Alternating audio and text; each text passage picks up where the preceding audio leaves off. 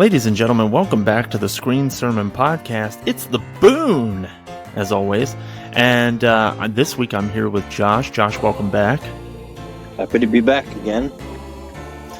And happy to have you back. And this week we're dipping our toe into international film again. Specifically, we're going back to India, baby. We haven't been back to India in a while.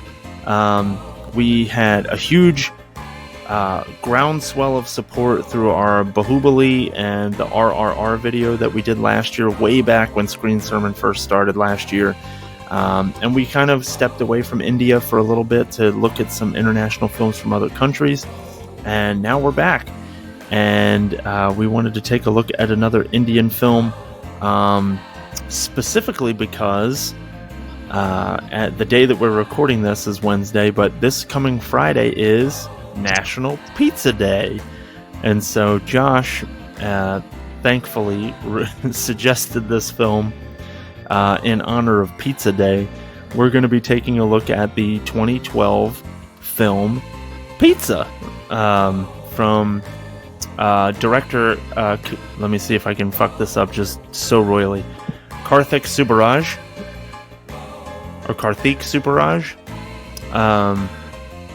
And so you suggested this flick, and we decided to throw it on there because of National Pizza Day, and the name of the film is Pizza. And I didn't know a shitting thing about it, and I refused to watch a trailer for it or anything like that. I didn't want to know anything going in. And so I watched it completely blind this morning to prepare for the episode today.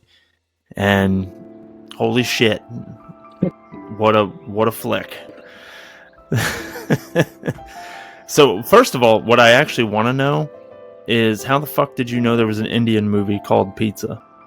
I've brought up the Screen Sermon mega list a few times, and I found this way back when I was scrolling through that when we were looking at more Indian films to review in the future, and since I had like a nice 15 of them, I found one that was a horror movie, and I was like, cool, let's fucking have me on for that, because this is my first Indian episode on the pod.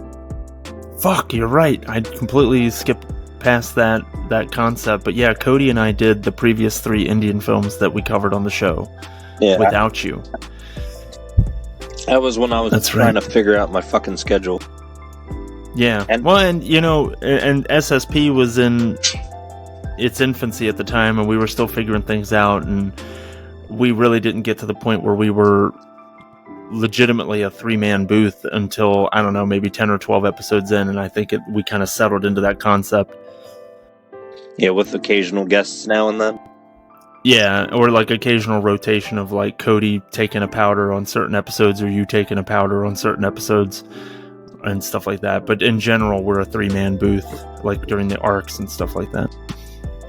Yeah, this was a good first foray into Indian films for the pod. I've seen them before. I love Indian movies. The only problem I have with them is not the fault of making them at all. It's just a lot of them are not accessible at all. Okay. I mean, this one, it said that it was on Canopy, and it wasn't. It said it was on Hulu, and then I couldn't find it with English subtitles, so I'd just be watching it and not know what the fuck's going on. So I had to watch it on YouTube. Yeah, the same link I sent to you, and even that is it being translated from Tamil and then being dubbed over in Telugu, and then English captions being added onto that. So not the easiest, but you know. Well, and the translation is definitely fucked. Like, there's a lot of really bizarre grammar and stuff, and I'm sure that just comes from like the terminology in Telugu is such, and then when you try to translate that into English, it just doesn't make any sense. I didn't catch any of that, so if you have any examples, feel free to throw them out there. I didn't write anything down, but it was just like weird shit in the translation and in the closed captioning where the grammar or the English was just ass backwards. Where it was, man, I'm trying to think of a good example. Where it's like, so how was your from today? And it's like Anu asking him how his day is. And so it's like easy enough for me to dilute that down and understand it. But in the captions, you're like, so how was your from today? And it's like, that's not how we speak, but in Telugu, maybe that's how they structure sentences. I don't know. I mean, but yeah, so you have to figure that it's being fucking... Like, if you take any paragraph and put it through 2 different languages on Google Translate, it's gonna come out fucked up. Oh, absolutely. Well, and like you said, this film is originally in Tamil, I think, or Tamil, and then they dub it in Telugu, and then you watch it on YouTube where they have English subtitles that are being translated from Telugu. So it's just, they're putting it through so many filters to finally get it to our stupid, ignorant English piece of shit asses that the whole movie's probably completely different, and we just don't know any better. That being said, I still really enjoyed this movie. I enjoyed it too, and it was from a place of absolute chaos. I don't know how else to describe it. This movie's chaotic. It takes you on a roller coaster ride, but it's a lot of fun. Yeah, I think a lot of what I struggled with is like, what the fuck is the genre of this movie? Oh, yeah, it's marketed as a horror, romance, drama, thriller. So... And That's you know pretty what? accurate. It doesn't do all the same ones at once. It really jumps around genre to genre. It does, And yeah. I really like that about it. Yeah, I mean, it starts as a horror kind of thing, but then it dovetails off of that and goes into more of the romance kind of thing. And I'm like, okay, so it's going to be about this couple and their relationship. Then it goes full bore back to horror, and then it ends on a kind of Guy Ritchie heist film thing. The director, Karthik Subbaraj, took a lot of... by the way, this is directorial debut. That's right, because he was a short film director, and there was a lot of producers and stuff that didn't want to give him the cash flow to do another film that he was interested in, because he had no body of work to really base it on. And so he ended up taking this instead, because it was a smaller budget. And this made his career. This is a very positively received film. Yeah, evidently it was huge. And it has fucking... I read that it has 2 or 3 remakes in different languages in India. Yeah, I saw that as well. Because India's got like something like fucking 25 different languages spoken in the country. Right, and that is another like angle of complexity that we don't have to deal with our stupid English bullshit. Although English is a very difficult language to learn because of how nonsensical it is. But in a singular country, when they just speak so many different languages and dialects and things like that they have to translate films multiple times or remake films multiple times in order to appease all of those different cultures and stuff like that, that's just got to be crazy. Yeah, one thing I'm hoping for is that it ends up getting remade in the States, because I feel like this is prime for that, I think. Yeah, I wondered about that too. As I was watching it, I was like, I could see them doing an English language remake of this with fucking whoever the modern, horror bullshit actors would be. That's something we should definitely touch on. Let's get to that later on. I'd like to know who you would cast in the American version of Pizza. In the American version? Yeah. Fucking... Oh, shit. I almost said the wrong name. Trying to think of his fucking name. Kyle Gallner. Who the fuck is that? And who are you saying he would play in this? The lead? Kyle Gallner. Would he be VJ? He would be Michael. Yeah, Michael. Kyle he's played by Gallner VJ was in, Sithupathy. He played one of the assholes in Scream. He was the co-lead in Smile. He was in Nightmare remake, and he was in Jennifer's Body. And co-starred in The Passenger. Gotcha. All right, I'm tracking now. Anyway, you want him in the lead? Yeah, I fucking love him as an actor. All right. Fair enough. And he's played a fucking like dork before, and he was younger, but in his early fucking slashers. Yeah, like in Jennifer's Body, he's definitely like the off the beaten path kid that I kept thinks he's about to have awesome sex with the hot girl in school, and that ain't what happens. I fucking watch him in an American remake of Pizza. And also, I keep fucking up his name, and I keep wanting to call him Kyle Rayner, which is one of the Green Lanterns. It's amazing. Wait, wasn't he in that Wes Craven flick? Oh shit, the 2011 Wes Craven movie. Wasn't it his last film? Wes Craven? Yeah. Oh god, I'm blanking on the fucking title. Oh, it's killing me. He was in the 2010 Nightmare. Yeah, maybe that's what I'm thinking of, but I thought he was in this other fucking movie. Hold on. My Soul to Take. Is that something I should have seen? I'm surprised that you haven't. Just being who you are. For the record, he's not in it, so fuck me. But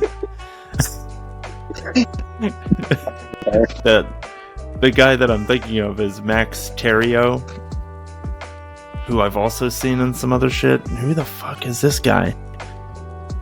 This is dumb. I'm just gonna be fucking reading Wikipedia during this whole episode. Anyway, I thought it was him. Never mind. God, fuck this guy. His picture on Wikipedia is just like super douchey. He hasn't been in a film since 2015. Well, no wonder. He's fucking awful. Anyway. So yeah, okay, so I know who you're talking about. Okay, so he would be your lead. See, I ask you this question. I don't actually have anybody in mind off the top of my head, so I asked the question without having... With full recency bias, and because she's fucking blowing up right now, yeah, Anu's character, who would probably have to be renamed because of cultural reasons, Sydney Sweeney comes to mind. Okay, I thought you were going to go Anya Taylor-Joy, but okay.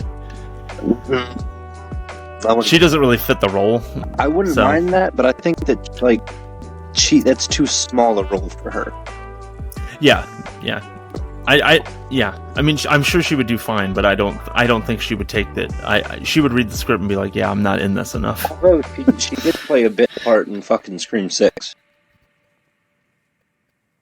She got killed right at the beginning. Remember?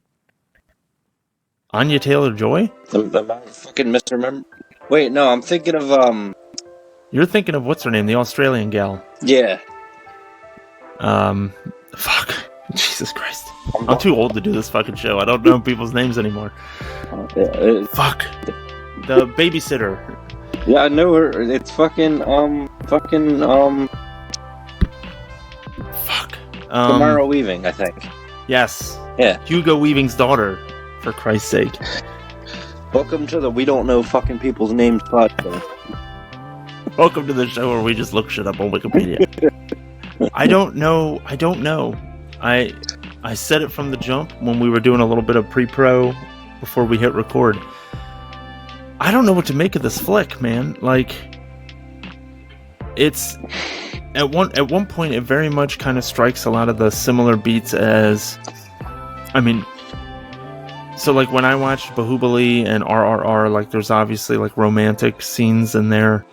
And like it hit a lot of those similar beats. They aren't not nearly as bombastic as from either of those films because those are just incredibly different from a genre perspective. Those movies are fucking out of this world. I think that's the other thing is that I go into Indian film expecting a certain level of bombasticness, and Pizza doesn't really have that. It's more grounded. And so that kind of took me aback. But like Bahubali and RRR have enormous budgets as far as Indian cinema is concerned, and they are also enormous in scope, and you can tell. This is a small movie, and a lot of it is literally just this dude VJ who plays the character of Michael, fucking running around in a house by himself. Like a big chunk of the movie is that. And that's kind of when they get back to the horror element, which I think they did well. I think that the director did the horror piece well. But it's the whole thing is not a horror movie. It's just wild how it kind of jumps from one thing to another. Yeah, the director said that his inspiration for filmmaking was Tarantino, and I could see that in this movie. Yeah, it's like vignettes, which is very Tarantino-like. And you got your fucking what's the word for it? Your little cards in the middle with the words on them. I want to say title, but it's not the right word. It's like interludes. Yeah, you know what I'm talking about there, right? Yeah. That's very Tarantino. And the whole end bit, that's very up his alley as well. Yeah. Although, I gotta say, I think for me, that was my least favorite part, was when they angled me back toward horror at the end. Spoilers. Screen Sermon is a spoilers podcast. Just want to put that out there for folks who forgot.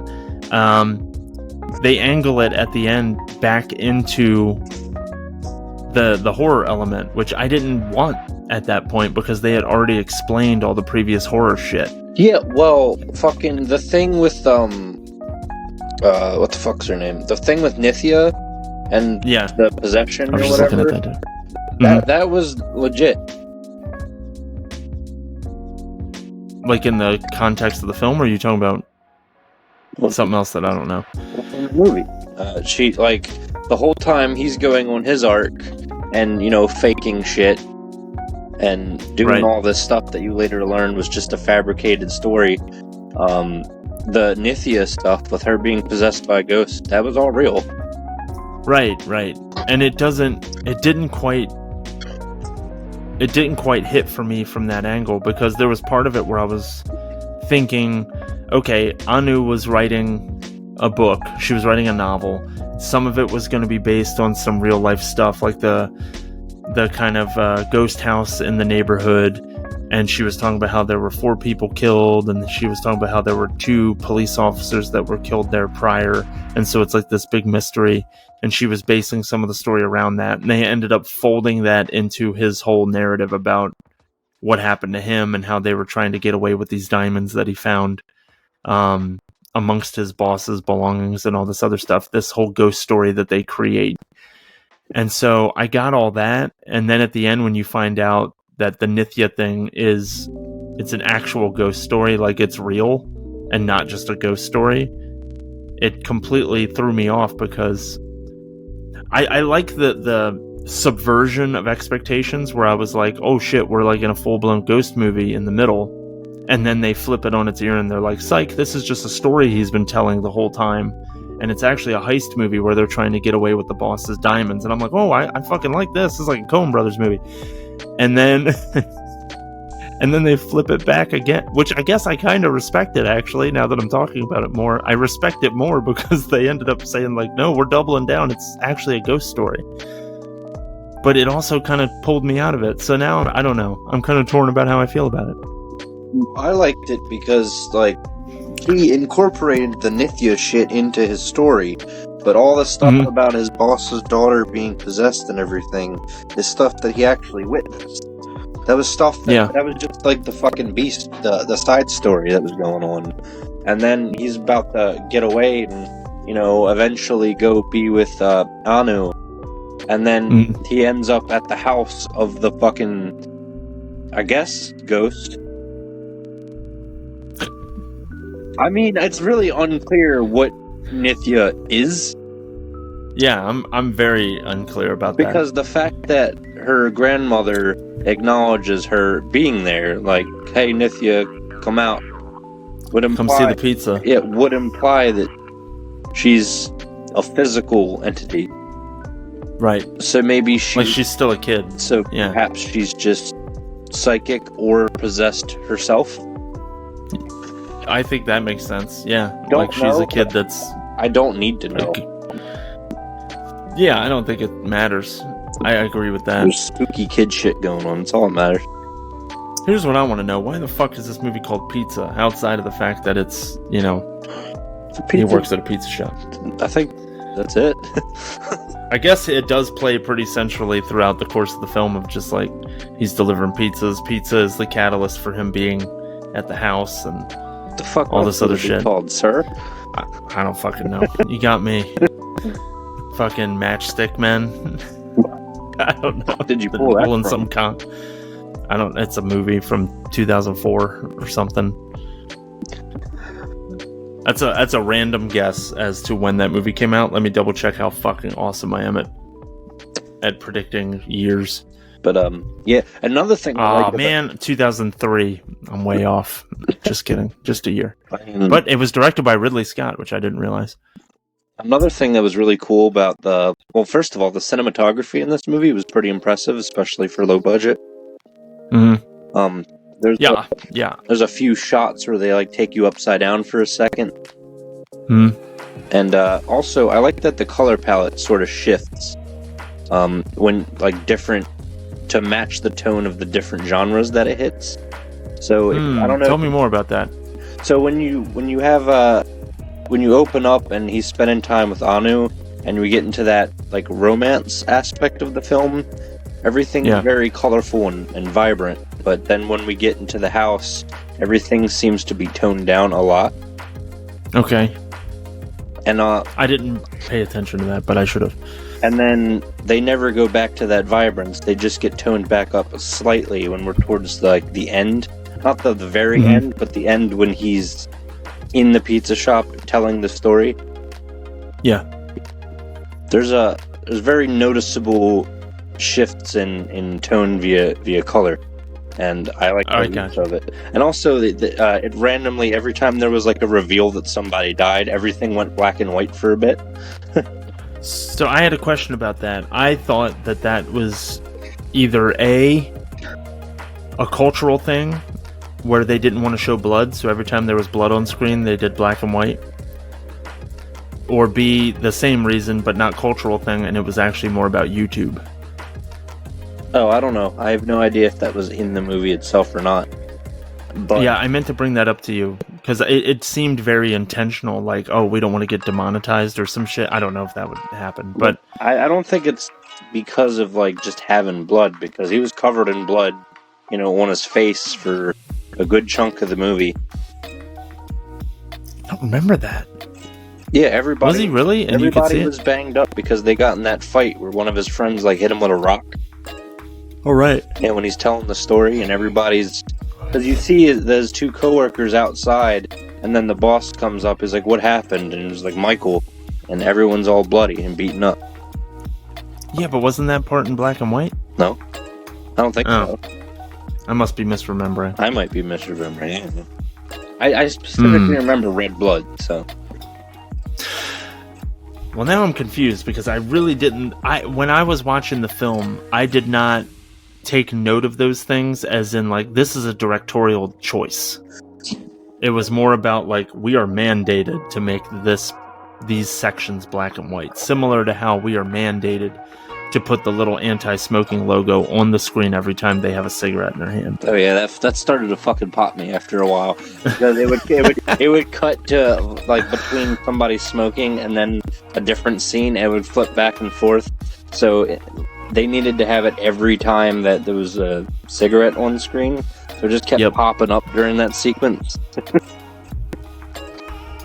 Yeah, whether it was lit or not, I noticed. If you're just holding one, like, preparing to light it, and it's not even up to your mouth, they still put that little logo on the screen, which, kudos to them. Fucking, smoking sucks, don't do it.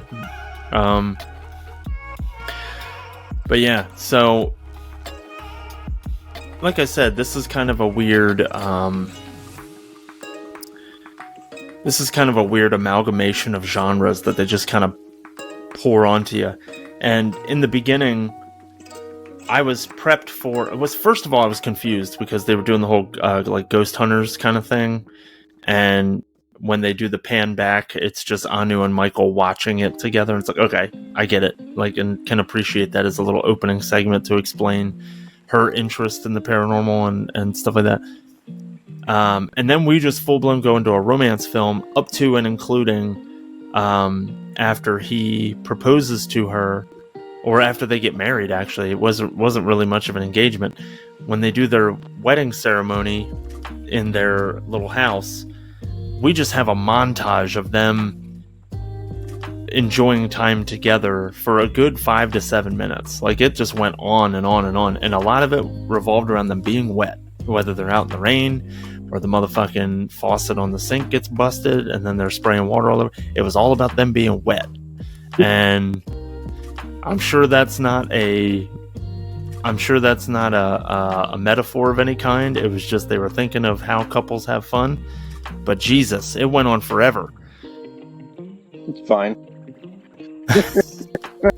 I was expecting a dance number because I was used to like RRR and Bahubali, where you have these numbers, big musical moments and shit. I know, I'm just an ignorant asshole. I don't fucking know. I'm not calling you racist. I'm just saying. I didn't say racist. I said ignorant. All right, well, I'm not calling you that either. I said I'm not. If I was racist, I wouldn't watch the movie in the first place. But, or I would never admit that I like it. It would just been up to this point. It'd be 26 minutes of me saying how much it sucks. So you did, which I didn't think. All in all, I did. Yeah, no, I did. Okay. I had a good time watching it. I'm just confused. Well, fucking, it's in my realm of weird shit movies that I put on the pod because the fucking episodes. I agree. Episodes are very good for weird shit movies. I agree. Between you and Wobbert, who, shout out to Wobbert, hasn't been on the show since the Scream ranking. Oh no, the Evil Dead ranking episode. You guys watch some weird shit. I haven't seen and this so before, I know, but you suggested it because it's just some weird shit. So I'm not surprised that it came from you. But you should. If we did an arc of just movies that Wobbert recommended, it would be some wild shit, and it would be completely worth doing because it would be an experience.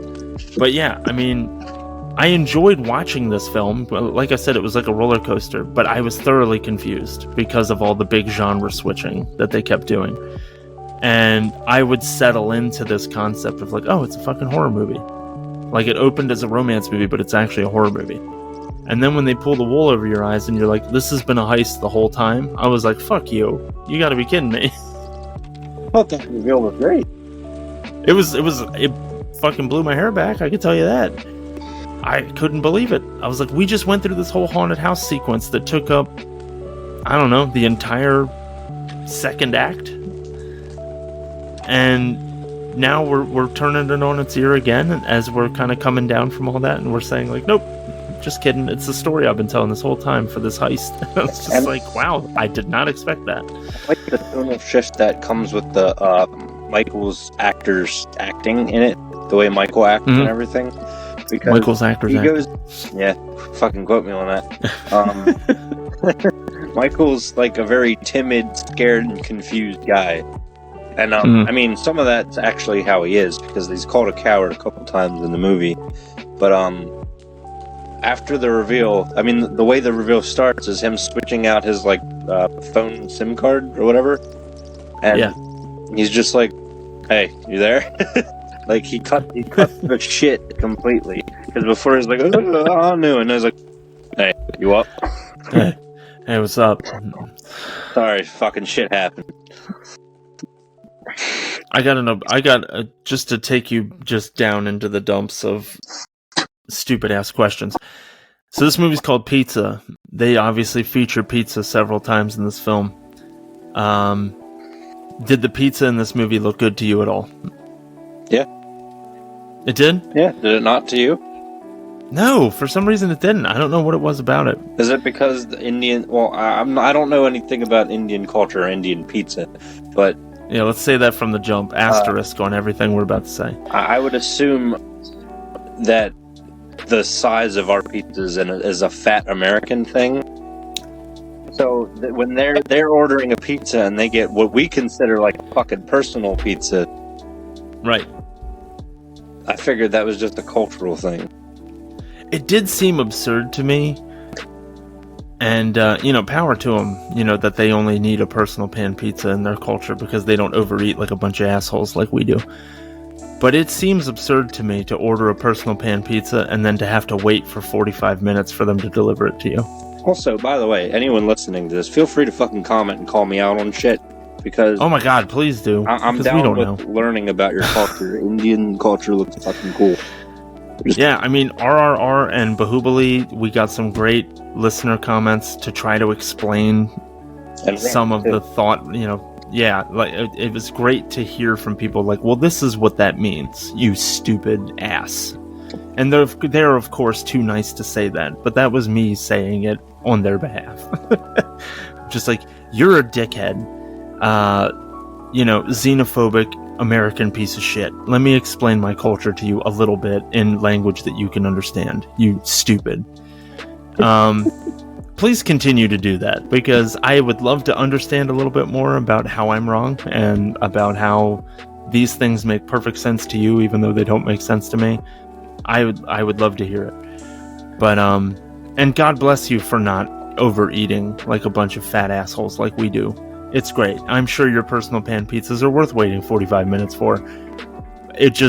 I'm looking at it, I'm like, oh, it looks like a frozen personal pan pizza to me. So no, it didn't excite me. You know what did excite me? The fucking names of them. Because every time Michael went back there and was like, I need 2 double chicken delight pizzas, I'm like, that sounds fucking incredible. I don't know what a chicken delight double chicken there was something in there with a fantasy too. I think that might have been the chocolate thing that he ordered. But he was like, I need a double chocolate fantasy, some shit. And I was like, that sounds like some fucked up porn or something. Double chocolate I don't fantasy. know. Is that what fucking Idris Sanofi and Malik Blade fucking tag team is?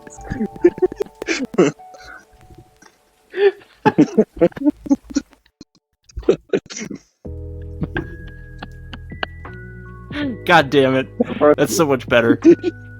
Oh, that broke me so good. Oh, fuck. Full disclosure, so we're obviously, we're wrestling people as well. The guys and gals on the podcast. And so, for those of you who are into wrestling, there's a tag team in NXT, Idris Sanofi and Malik Blade, who, after linking up with Brinley Reese recently as their new valet, I made the comment, and it turns out that Tyler and Josh made a similar comment that their new tag team name should be Blacked. It's just the way that they shot that fucking segment. God damn it. Now that I said it out loud, it made me laugh even harder. Anyway, Double Chocolate Fantasy might be an even better name. Because the way that, just to fucking an aside here, the way that they shot that segment was her, like, between both of them, and Brinley Reese wasn't wearing a bra. And it just felt very like, all right. I thought some shit was about to go down. I was like, this pay-per-view is about to get sexy. Oh my god. Anyway. Off of wrestling. Did you notice the comedy in this too? I'm gonna say no, because I laughed at a bunch of shit in it more incidentally than I think was intended. So no, I don't think I actually noticed the stuff that was supposed to be funny. There's some... Educate me. There were some bits, like, I think my fucking favorite one was, like, it was a bit of irony when, fucking Michael was going on this rant about Anu being careless and not fucking washing his shirts and shit. And yeah, he was like, have you ever seen me be careless with anything? And then she immediately goes, I'm pregnant. That's her response. That is funny. And also, fucking, when she gives him a bunch of shit in that note, she fucking calls him a bunch of names, and one of them was Coconut Head. Oh yeah, Coconut Head, Dork, Jerk, fucking... Donkey. Yeah, Donkey. Yeah, that was good. I did like that. And then he fucking walks out there and pours a pitcher of water on her head. It's like, damn. And then they just fucking slap each other, and then everything's fine.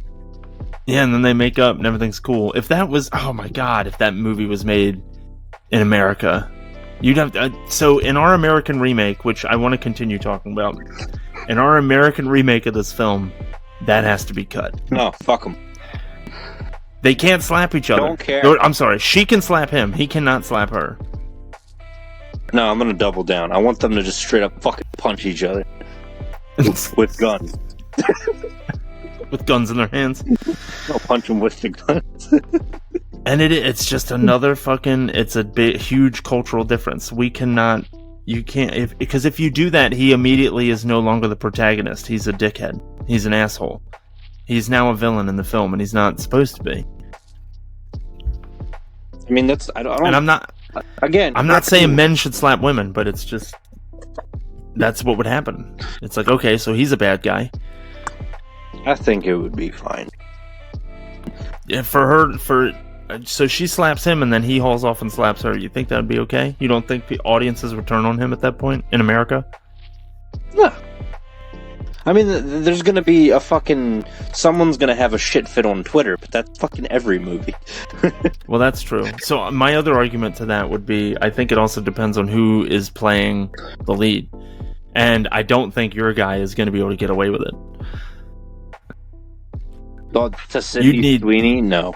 Yeah, in my version. Fucking, what's his name? What's the dude's name again? I forget. Kyle Gallner, god damn it. Gallner. Cast him as fucking Green Lantern. You almost went with Rainer again. Yeah. Just do not cast him as Green Lantern. Put him in the fucking Green Lantern movie at this point. Okay, put him in it, but he can't be Green Lantern. I mean, I've been waiting for a proper Green Lantern movie for fucking ever. So have I. And Kyle Gallner is not the guy. Which Lantern? Jordan? That's what I was assuming. Oh, I don't fucking know. Everybody that I fucking fan casted to be Jordan is now too old to play Hal Jordan. Who else did you have earmarked to play Hal Jordan, out of curiosity? I don't remember. It was fucking long ago. Back when they announced that they were doing a movie, and then Ryan Reynolds got the role, and I was like, ugh. Well, so I will say Kyle Gallner is certainly not going to be Jon Stewart. He could be, you know what? No. I was going to say I would give him Guy Gardner, but I don't think I would. Actually, you know what? Jon Stewart is my favorite Lantern, so I would rather... I like Jon Stewart. I would rather have that, but I don't know who to cast as him either. And also, this is... I do, and the problem is he's already been in 900 fucking comic book movies, and that's Michael B. Jordan. Yeah, God damn it, that is so fucking good. I know, right? Anyway, I'm sorry. This is not the DC fucking film universe podcast. It could be, but it's not. Fuck. Now I'm thinking about Michael B. Jordan as Green Lantern, and I really like it. But yeah, I feel like a lot of that, because the way that the narrative is set up is you have your first act, which is all they set up the fact that Michael's not down with the spooky paranormal shit, and then fucking Anu. Yeah, but I'm trying to make sense of one of the lines where he's talking about, I'm not gonna ever deal with the paranormal, and then she goes, "Oh, you will soon," or something. Yeah. It's like your moment will come, or your moment is waiting, or some shit like that. And then they repeat that line in the little fucking card. They do, yeah. Fuck, what was that line? Was that part of the story, or does that happen, and then that's just fucking circumstantial? That's an excellent question. I don't know. Because I don't think that the main story that is happening, or at least the story that he's telling, and didn't that all take place afterwards? Yeah. That's before he finds out that she's pregnant. Right. So what the fuck? Because I guess some of it is based on his interaction with Nithya, right? When he goes to his boss's house, and she's like freaking out, and then she stares at him and stuff. And then I feel like a lot of the stuff was born out of that experience. That wasn't her. That was the boss's daughter who was possessed by her, right? Oh yeah. She was named something else. She was named something else. She was fucking scribbling away in a notebook that was ceasing to exist. Like the fucking ring, but she took it up to 11. Yeah, and he was just like, fuck this, and that's something that actually happened. Like, his boss's daughter was just casually possessed. Band name called it. Casually Possessed. Yeah. Fuck. That's pretty good too. And then, but yeah, I feel like it. That whole scene that you're talking about, like where your moment will come, or whatever the fuck she says, I forget what it is. It all happens before the actual haunted house piece of the film. And by the way, that whole story was pretty decent. Like, it had a solid mystery going, because the whole time I'm watching it, I'm wondering, well, what the fuck? Because he gets there, and she goes upstairs, and she dies, and he goes, okay, what the fuck? Then the house is fucking locked, and her husband comes by, and rightfully so, assumes that she's having an affair, and then eventually he convinces him to help him, and then he disappears, and then he fucking dies. Yeah. And then their daughter just fucking appears and dies. And then there was some effective mid 2010s like spooks in the movie, where like the camera would pan around, and then when you catch it the second time it comes around, there's like a little girl sitting on a dresser that wasn't there before and shit like that. Like he did a good job at doing shit like that. I thought it was very effective. It worked too. Sorry, say that again? Because if you take it straight forward, it fucking worked too. Because it didn't ever come across to me as, oh, this is cheesy and cliche. No, they did a good job, I thought. The only thing that was kind of hokey about it was at the ass end of the whole sequence when the police officer gets dragged away, i.e. wreck. Yeah. Like, that was the only part that was kind of cheesy. Well, he randomly falls and then is being drug away by nothing and then dies. Yeah. And then that was weird. The other cop just dies off screen and then it's not brought up again. Yeah. But, like, there's some good shit in there. Like, when, I'm gonna keep just calling the little girls in this movie Nithya, because I'm sure they all have different names, but I don't remember. When he's in the haunted house and he sees the little girl sitting, and she keeps pointing up at what looks like a fucking door in the ceiling, maybe that leads to an attic or something like that. Like, you need to go up there to see what happened to me, is what I took from that. And the camera keeps panning up to the door, and then back to the little girl, and then up to the door. And then the third time he does it, it's the fucking dad, the husband, is there, and screaming in his face. That got me. I was like, that's fucking good. I should have seen that coming. But yeah, I was pretty happy about it. Yeah, and there's some red herrings too, like the gun that didn't go anywhere. Yeah. And you hear it, like you hear a gunshot go off, which is what makes him go looking back in the second floor of the house, and he finds the husband dead. But he's pinned to a wall though. So was the original woman that that got killed when he first went in. She had like 2 knives in her stuck into the wall. Right, and then but the actual like police story was that he killed her for having an affair with a gun. Wasn't it gunshots? Like he shot them? He shot her and the daughter. It was murder-suicide. Yeah. So... Did they ever say in the actual report how the 2 police officers died? No. It was just like these 2 constables were found dead on the property, but I don't think they ever said how. And anyway, this fucking movie got me too, because before we knew that it was just because we knew they set it up that he was telling the story what happened, but at the time we didn't know that we were dealing with an unreliable narrator. Mm-hmm. So I took everything at face value, and when the police come and they're like, "Oh yeah, there was another woman dead in the garden. Her name was Anu," and he's like, "What the fuck?" And it's like, "Oh yeah, she's been dead for 2 years."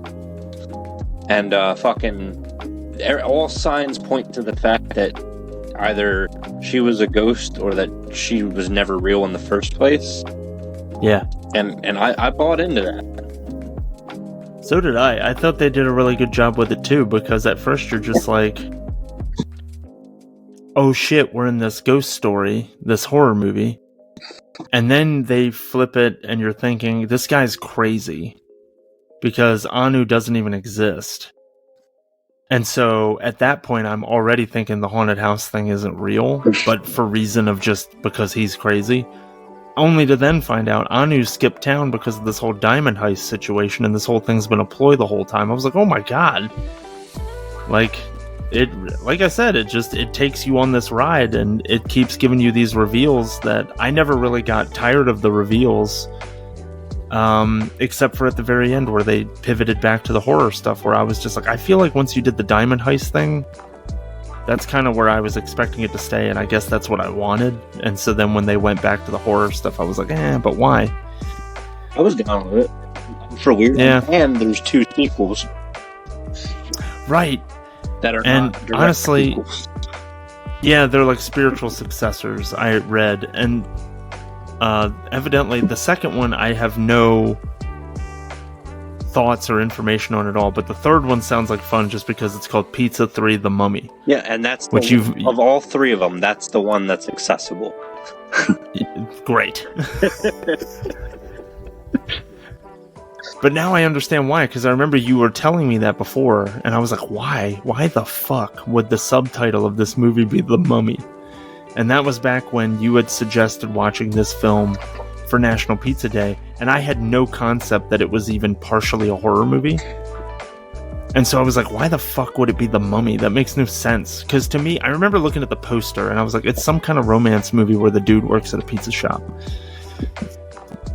Which is true, but there's so much more in there.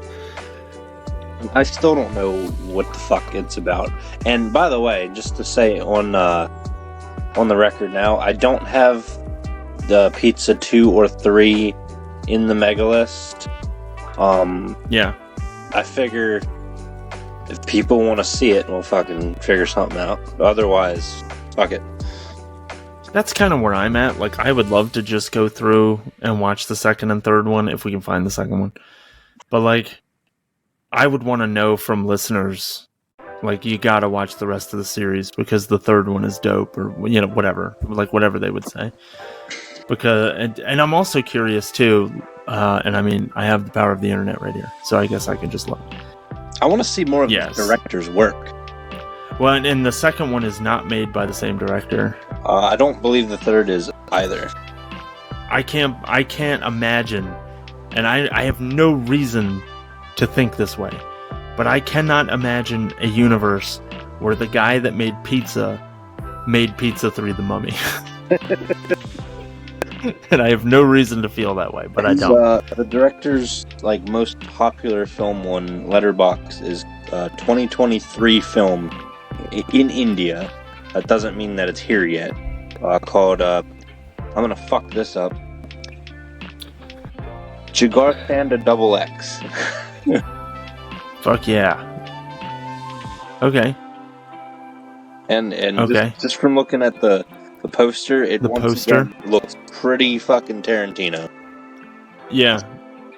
That dude in the sidecar with the little handheld camera is pretty great. We might not be looking at the same poster. Okay. Well, the one I'm looking at is pretty fucking great. The one I have, it's 2 guys with guns. Okay, that is not what I'm seeing. Oh, sorry. One guy has a camera. Okay, so what I'm seeing is a dude on a motorcycle with a cowboy hat on. And then there's another dude in the sidecar of the motorcycle with a little cabbie hat, and he's holding a camera, a handheld camera. Like a film camera, but a small one. Holy Christ, it's 172 minutes long. Jesus. Once again, if people want to see it, you know, it's not on the list, but it can be. So I'll cover it, but I want somebody to ask me to do it. Yeah. Fucking. That's exactly how I feel. I need recommendations. Yeah. I fucking beg for it. From the country that has the film we're talking about recommend things. That way I know what's what, because fucking what gets here, like, off the top of my head, fucking, as far as Indian movies is, what the fuck, Bulbul? I don't know how to pronounce shit. Are you talking about Bahubali? No. Fucking horror movie. Boo. What the fuck? I don't know how to fucking pronounce it. But, and the other one is Tumbad. So fuck you. And by the way, Tumbad is on the mega list. We'll get to it eventually. The Gigotanda Double X evidently is on Netflix. Why? I don't know. But evidently it is. So yeah. I'm looking at... So Josh dropped the image that he's seeing into our shared chat. And it looks fucking awesome. And I completely agree with you that it looks like a Tarantino film. I am interested in it without knowing a goddamn thing about it. So it's evidently... I mean, that's how I went into this. Yeah. I mean... I knew it was an Indian horror film called Pizza, and that's the extent to what I knew. Yeah. So yeah. I don't know. I don't know what else to say. Did you have anything else? I mean, this is all I got. This was kind of a placeholder episode of like, remember, Indian cinema's a lot of fun, but this one's... I don't know what to say about this one. Well, one thing that I did, of the few notes that I took, one thing was I really liked the first of all, the sound design. Mm-hmm. All the music that they used was pretty cool. And there was this one scene with really cool gothic imagery when he's like leaving the spooky house, and you have this like fucking orchestra music, like the Dracula fucking music, like da-da-da, that shit. Yeah. And then it's like the fucking background of like House on Haunted Hill with a fucking lightning bolt and thunder and lightning and shit. It's like a fucking Scooby-Doo episode. I noticed a few songs in here that were used that I assume they snatched up because they were like public domain kind of things. Like some ringtones and stuff like that were definitely some recognizable tunes that I assume they just grabbed them because they're recognizable, but they're also... the random fucking Italian music. Yeah. That's that French song. I forget what the hell it's called, but it's one of those ones where if you heard it, you would know exactly the song I'm talking about because it's been in several other films or commercials that you've seen. Yeah, that one is exactly what I mean. And that song is so old, I assume that it's in the... I just forgot what the fucking word is. Public domain. So you can scoop it up and use it. The only question it's probably something that just went over my head, is that fucking, like, towards the end, where he says the total, it's like 435 or 935, because I can't read my own fucking handwriting. It was 435, yeah. Okay. It's 435, and then he looks down and he gets, like, spooked. Yeah. Did that number come up earlier? I just forgot. It did. The receipt for... In the story, when we go through the haunted house segment of the film, the receipt for the lady was $4.35 for the pizza that he brought to her before all the shit starts going wild. And then at the end of the film, when he brings the fucking 2 chicken delights and shit like that to the old lady who then asks Nithya to come look at the pizza, is once again $4.35. Even though they were 2 wildly different orders, by the way. Just wanted to put that out there. But yeah, that's what I figured where that number came from. But then I thought, like, if okay, the fucking people get rung up for the same amount all the time and doesn't signify anything. That's a good point. And also, what the fuck do you mean, come look at the pizza? What the fuck? Yeah, why did she tell her to come look? She was like, the pizza's here, come look. And it's like, and what? And what?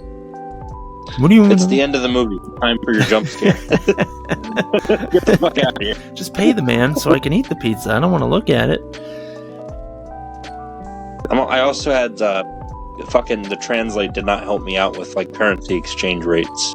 Yeah, I didn't get a clear... I think that I read that the fucking diamonds are worth like 20 grand. 20 grand, not 20 million? I don't know. Let me fucking check the most reliable source, Wikipedia, real quick, because that's where I fucking read it. Because I didn't know how to convert the currency, because they didn't say... They said what it was a few times, but I don't know, like, the symbol for that or anything. Yeah. What the fuck is it? That'll also help with our budget, actually, the budget discussion as well. Because I looked it up earlier. With foreign films, I don't even bother. Let me remind myself here. So it's like crora? Sorry, well, 20 million. It is 20 million. Okay. Yeah, because the budget for this film, for example, is 1.5 crore. Or crora. And I read, and I'm looking again just to remind myself. Okay, so it's effectively 15 crore or $1.9 million is what it raked in. Its final worldwide earnings were 1.9 million, which is 15 crore. And I thought that fucking India used rupees. Yeah, I mean, this is another one of those, like... It might be, like, because India is so different depending on what region of it is. Again, disclaimers that I don't know what the fuck I'm talking about. That maybe they also use different currencies because they speak different languages. Yeah. Rupee is... It's just... Yeah. So I mean, for an outsider looking in, it's really bizarre to have one country, like, areas so distinct from one another. This is just... Especially this is where all that ignorance comes from again. Just like, what the fuck? Like, I don't know. Yeah, I mean, because in the States... And I speak for everyone in here because I am the human embodiment of the United States. Like just having parts of the country be so different is a foreign concept. Yeah. Because while we may differ in parts of the world, like foods and politics and etc., we all use the same currency and we all speak English as our primary language. In the majority, I mean. Rupee is the common name for the currencies of India, Mauritius, Nepal, Pakistan, the Seychelles, and Sri Lanka, and of former currencies of Afghanistan, Bahrain, Kuwait, Oman, and the United Arab Emirates. And on and on and on and on. But nothing in here about this crore. Now, where the fuck is that from? See, we're right back to fucking Wikipedia. Welcome to the Looking Shit Up About India podcast. A crore, how the fuck do you say this word? Anyway, denotes 10 million. So it is not a currency. It is a number. Oh. Well, fuck. So a crore is... Oh, they do say two. They do say 2 crore. Right, so that would be 20 million. 2 crore would be 20 million, and I assume rupees is what we're talking. That's fucking hard.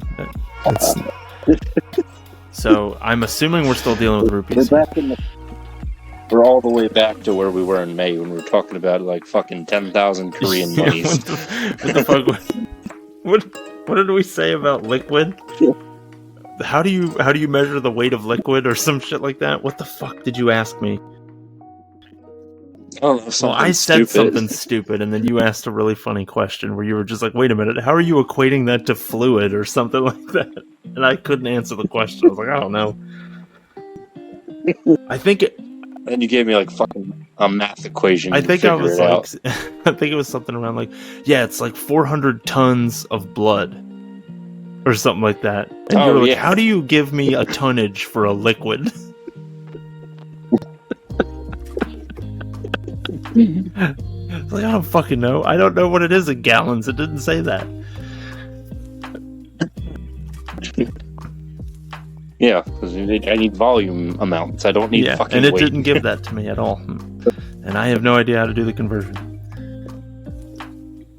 But all that being said, the way this fucking film is set up, it's more about your opening segment, which transitions into the story, which then sets up the twist.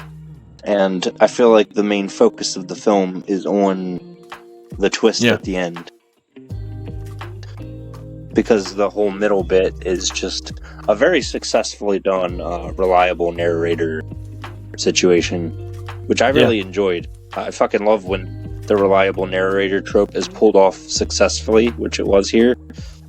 Because sometimes it's just an asshole telling the story, and you can tell that they're an asshole.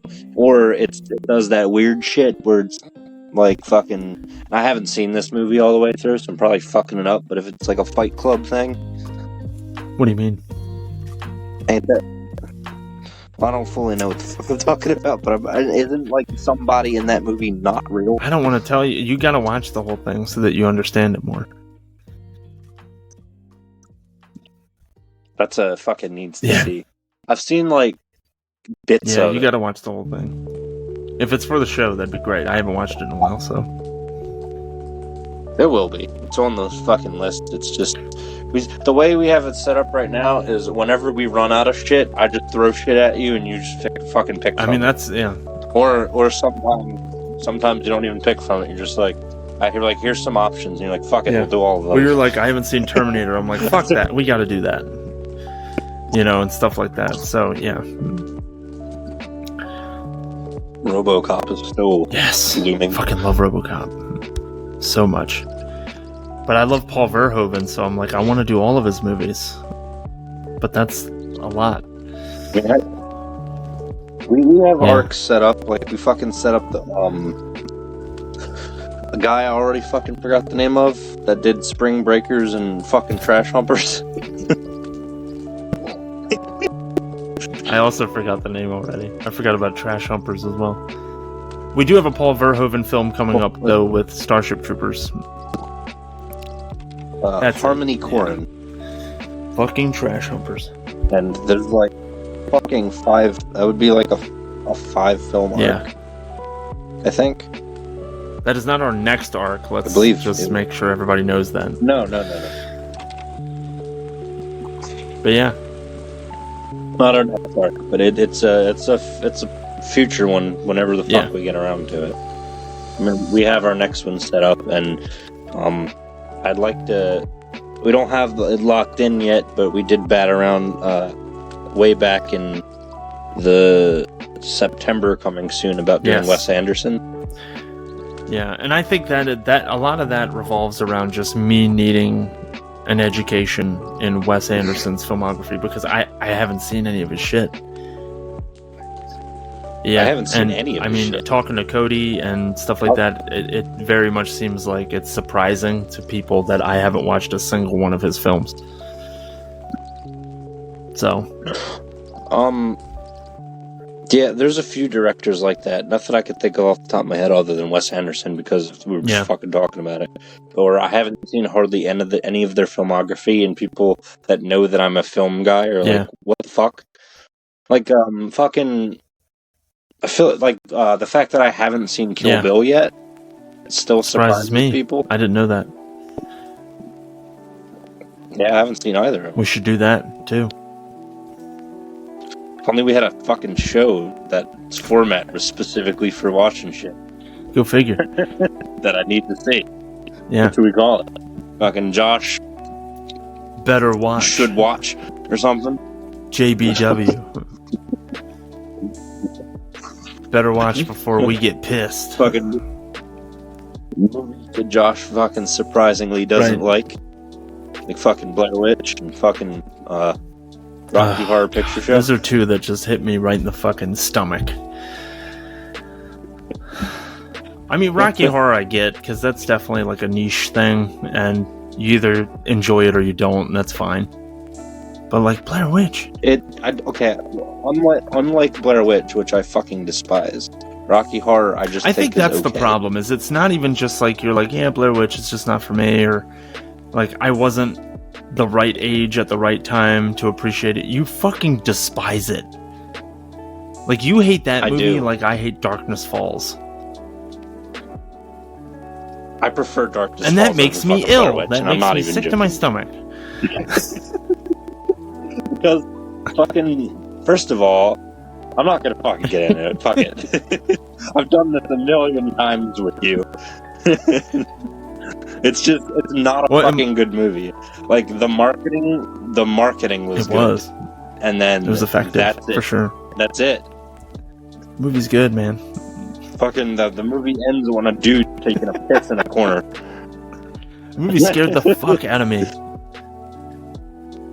Why? Are you scared of No, people taking a piss? That fucking basement that they end up in at the end of that looks just like the basement that you and I both called a bedroom at one point in our lives. Not at the same time. Let's fucking at different times.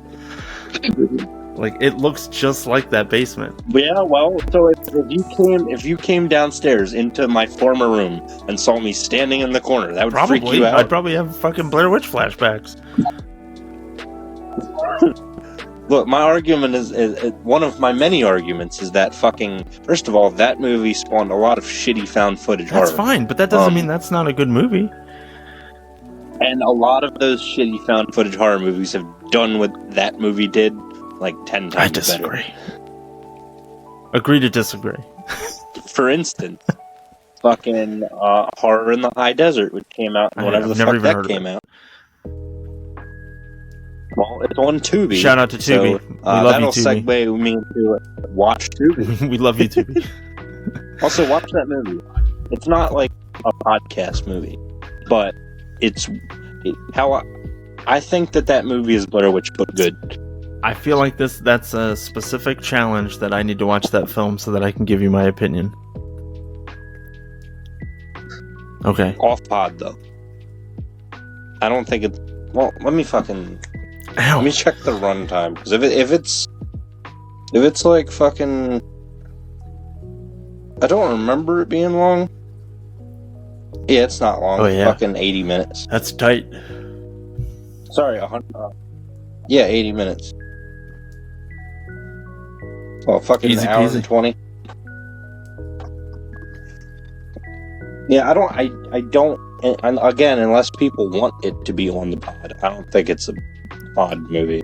Because it's not a lot to talk about, it being found footage. Yeah, I don't know.